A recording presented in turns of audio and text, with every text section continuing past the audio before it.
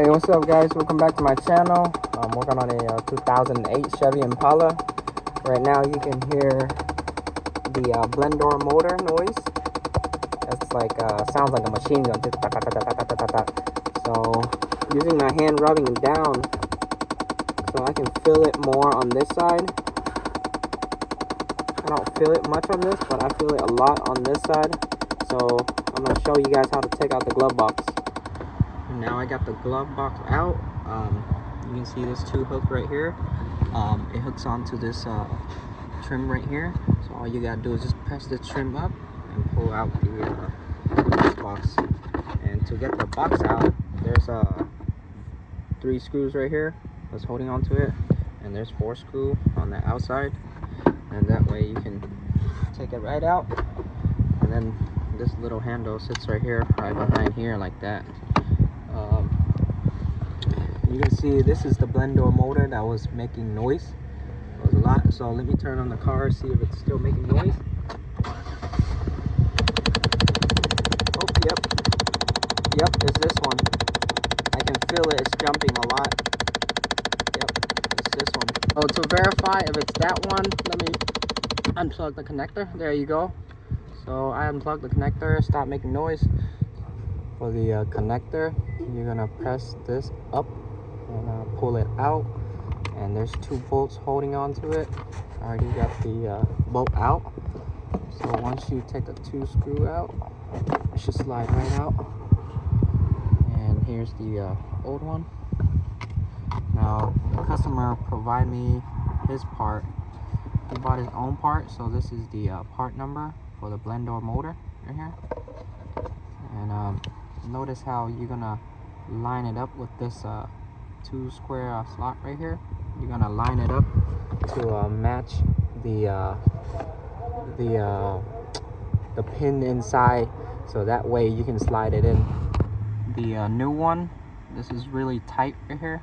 It's very solid, but the old one, you can hear. That's why it was making that noise.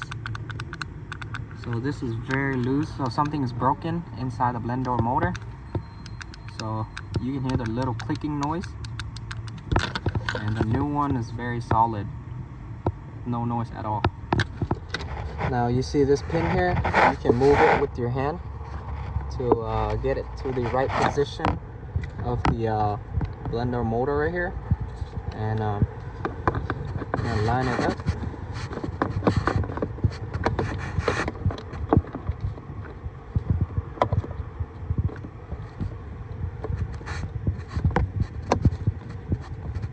There you go. I have mine in just like that. Line it with this pin also, and then I'll put your 2 screws back. Put the connector back. I'm using my 5.5 socket right there, and my stubby ratchet. Go ahead and tighten it down.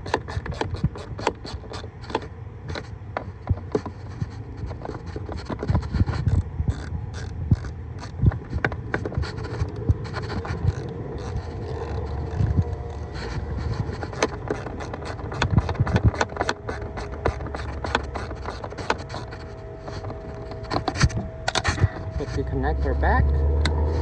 There you go. So let's turn on the car to see if it's still making noise. Nope. Pretty good, guys. No noise. The blend door that I just replaced, guys, this side controls the hot and cold side.